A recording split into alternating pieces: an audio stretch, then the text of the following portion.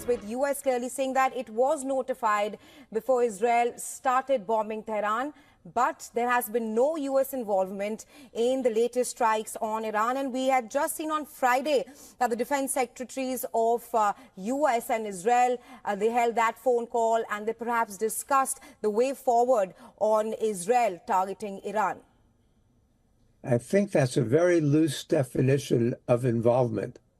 The United States has provided the weapons. The United States provided the financing. The United States has helped with the intelligence and the targeting. The United States has sent the missile systems in order to defend Israel. The United States has shot down the Iranian missiles that have been coming against Israel. So to say that the United States is not involved is really to take great liberties with the language. The United States has minimally enabled Israel, but it's armed it to the teeth over the years and increased it in the past year. So while much of the world is horrified by what's going on in the region and is demanding an immediate ceasefire, the United States is paying lip service to a ceasefire, but not doing anything to really pressure the Netanyahu government to act on that. Right, my last question to you. The impact of the latest strikes by Israel and Iran on the ceasefire talks, because we had just seen in the last few days that the U.S. Secretary of State Antony Blinken was also in West Asia's 11th trip, and with the Mossad spy chief also in Doha for the ceasefire talks. So what kind of an impact will these strikes have on the ceasefire talks and the hostage release issue? Just like previous Israeli actions, like assassinating the Hamas's peace negotiator when he was in Tehran, who was considered to be a dove, a real moderate in Hamas, assassinating him, like these attacks, is a way to make sure that there are no more ceasefire talks. The Arab world, even those who are had not been friendly with Iran, are very much on Iran's side in this struggle right now, and even more so on the side of the people in Gaza and the West Bank. So whatever hope there was for a settlement in the region is out the window now.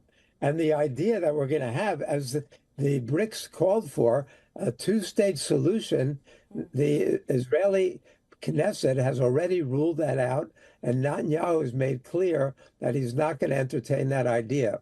So we are tragically far away from any kind of ceasefire, any resolution. Right, Professor Kuznick, thank you for joining us on Beyond with your insights. Thank you.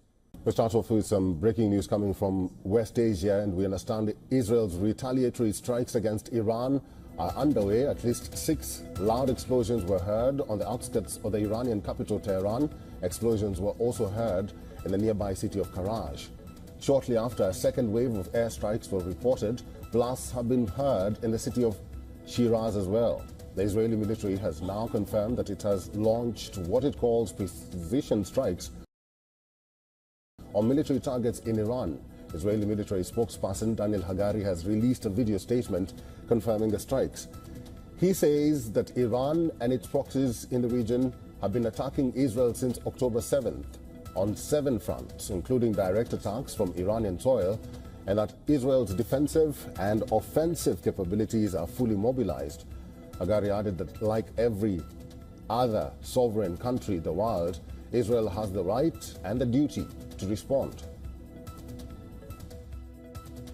In response to months of continuous attacks from the regime in Iran against the State of Israel, right now, the Israel Defense Forces is conducting precise strikes on military targets in Iran. The regime in Iran and its proxies in the region have been relentlessly attacking Israel since October 7th on 7 fronts, including direct attacks from Iranian soil. Like every other sovereign country in the world, the State of Israel has the right and the duty to respond. Our defensive and offensive capabilities are fully mobilized. We will do whatever necessary to defend the State of Israel and the people of Israel.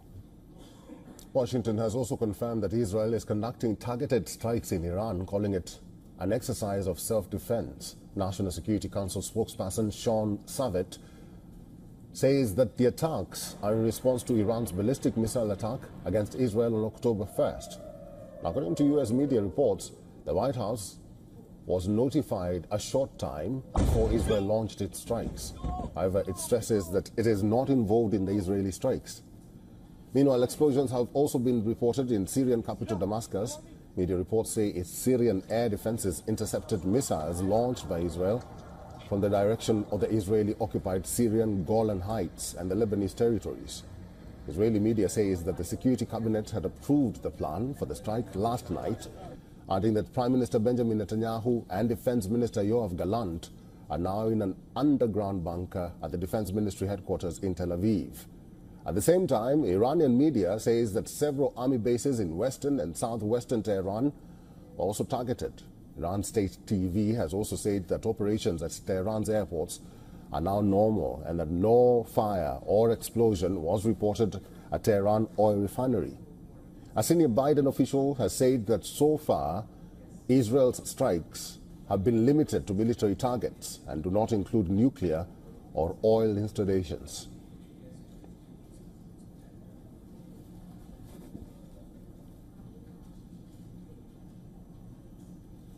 Our correspondent Suzette Irani has the latest.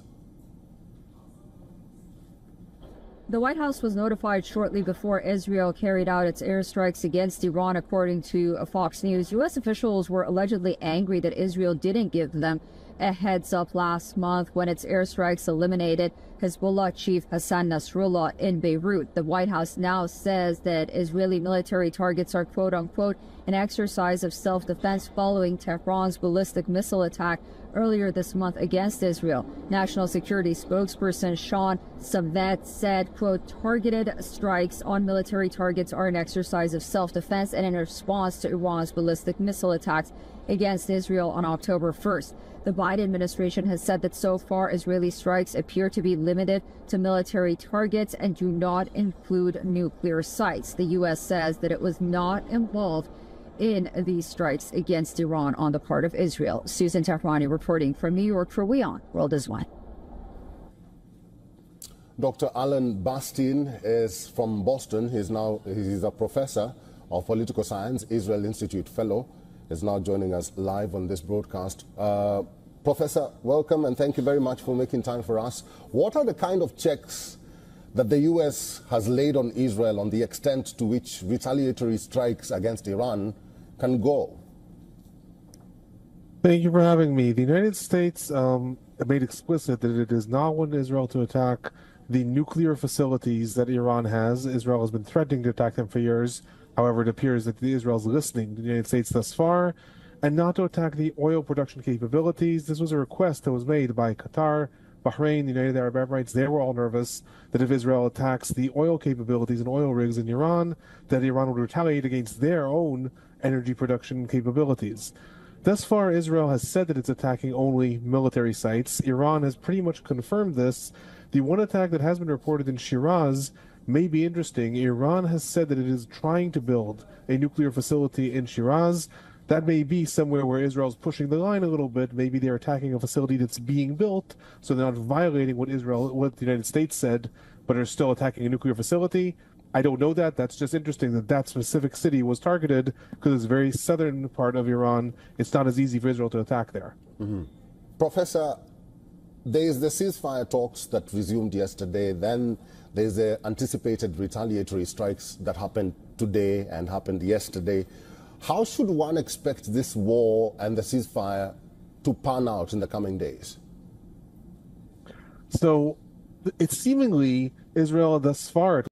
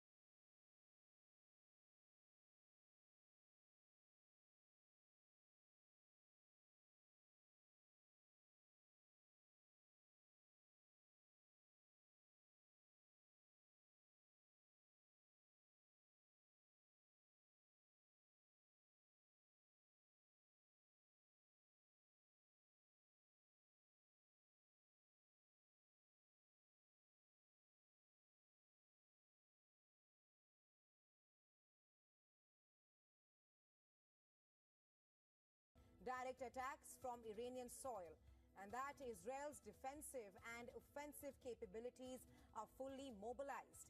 Hagari added that, like every other sovereign country in the world, Israel has the right and the duty to respond. Take a listen.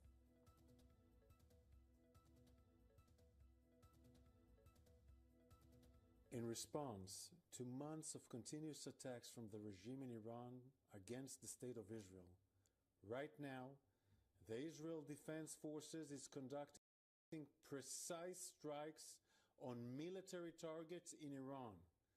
The regime in Iran and its proxies in the region have been relentlessly attacking Israel since October 7th on 7 fronts, including direct attacks from Iranian soil. Like every other sovereign country in the world, the state of Israel has the right and the duty to respond. Our defensive and offensive capabilities are fully mobilized. We will do whatever necessary to defend the state of Israel and the people of Israel. Washington has also confirmed that Israel is conducting targeted strikes in Iran, calling it an exercise of self-defense. National Security Council spokesperson Sean Sevitt has said that the attacks are in response to Iran's ballistic missile attack against Israel on October 1st. According to the U.S. media reports, the White House was notified a short time before Israel launched its strikes on Iran. However, it stresses that U.S. is not involved in the Israeli strikes. Meanwhile, explosions have also been reported in Syrian capital Damascus.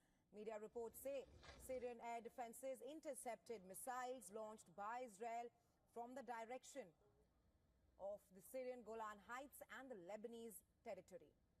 Israeli media says that the Security Cabinet had approved the plan for the strike last night, adding that Prime Minister Benjamin Netanyahu and the Israeli Defense Minister Yoav Gallant are now in an underground bunker at the Defense Ministry headquarters in Tel Aviv. Meanwhile, Iranian media says that several army bases in western and southwestern Tehran were targeted.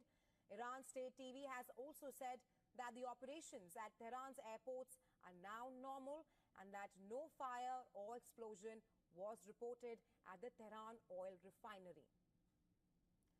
A senior Biden administration official has said that so far, Israel's strikes have been limited to the military targets and they do not include nuclear or oil installations.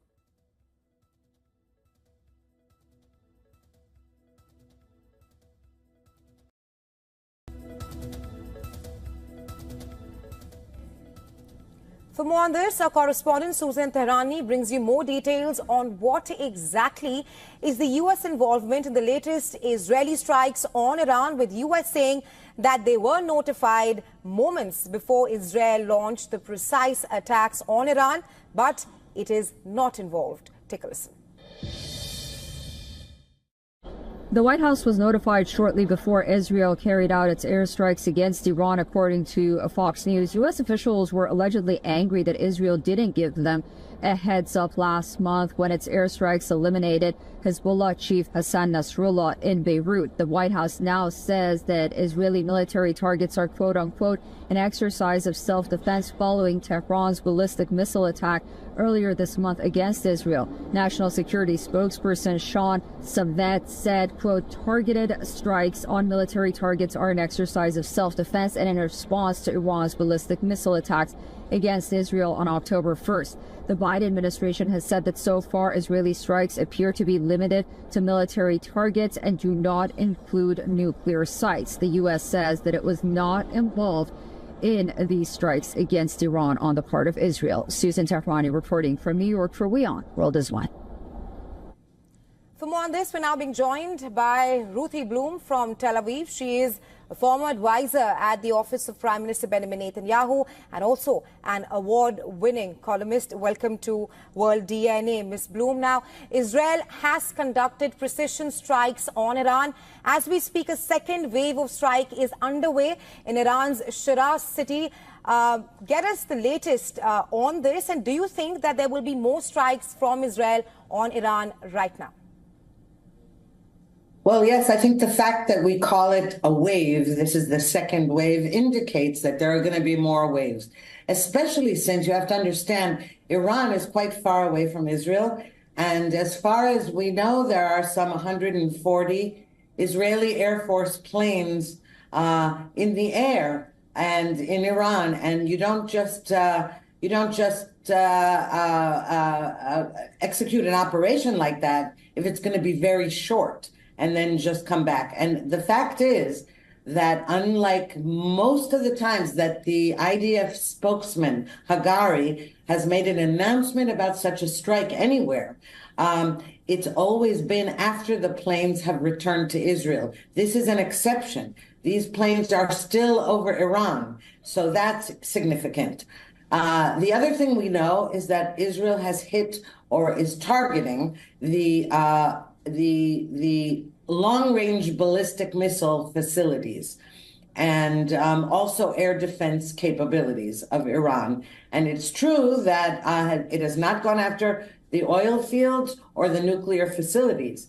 But what we know is that the Biden administration has been urging Israel for weeks not to do anything with the oil fields or the nuclear facilities. So it's possible that the reason that's being stressed has to do with Biden's admonition. Right, Ms. Bloom, taking that point forward, you speak that there will be more strikes from Israel on Iran right now with the second wave underway. First up, do you think that the oil facilities will be targeted in the following strikes? Because right now, Israel has conducted precise strikes only on military targets. And second, do you think that Israel is acting under pressure from the U.S. right now? Because like you mentioned, the oil and the energy facilities have not been targeted yet. Yes, well, I think I doubt that we're going to go after those oil fields before the U.S. election, because it seems that the administration in Washington has been clear that it does not want that kind of attack before the election.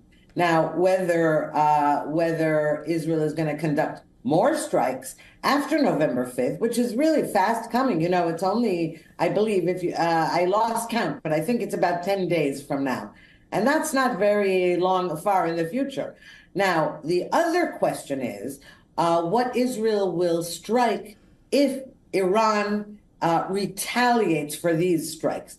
That's always a question. Now, Iran was doing a lot of saber rattling in the last couple of weeks, and then suddenly its rhetoric became softened. It said, well, if Israel only targets military bases, then maybe we won't retaliate so strongly. This indicates, by the way, that the Biden administration was also in touch with the Iranian regime, saying, you know what, let Israel retaliate for your October ballistic missile strike. Let them do something very limited, and then you do something limited, or don't do anything, because otherwise we're going to have an escalation. You know, that's the favorite word of the Biden administration, an escalation in the Middle East, as though there hasn't been one for the past year, by the way.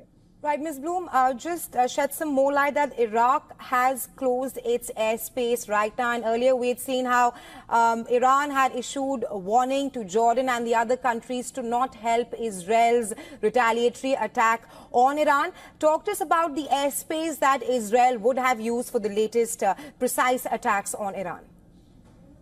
Well, I have to say that geographically, it's very odd. It seems that it's impossible for Israel to have flown over all of these countries that said they wouldn't allow the airspace to be used. So we will find out later, probably, or at some point, which airspace, who did allow Israel. For all we know, it could be Saudi Arabia. See, the trouble is that what is said in public is not said, what is said in private is often not said in public. So I can't answer that exactly right now, but what we do know is that Israel got there. And you're talking about, something like close to 1,000 kilometers away from Israel. And for the Air Force planes to be able to go that far undetected. It couldn't be that they're undetected. It's too far. It's not like Lebanon, which is right here, and Gaza, which is right here, even Syria. So I think that we should wait to see what emerges about the airspace. Right. Ms. Bloom, you also worked as the former advisor at the office of the Israeli Prime Minister Benjamin Netanyahu. If you can just talk to us more about the larger intent of the Israeli Prime Minister Benjamin Netanyahu right now, because yesterday there were Gaza ceasefire talks and today we've seen Israel launching those precise strikes on Iran. Well, I know that Prime Minister Netanyahu realizes that in order to achieve any kind of peace deal of any sort, you first need to achieve victory over terrorist organizations, all run by Iran, funded by, trained by. They're all Iranian proxies. We have a 7-front war going on right now against Israel, and it's all guided by the head of the octopus, which is Iran. I think that Netanyahu has realized that at some point there's no choice but to go after Iran directly, because that really, Iran is the real culprit.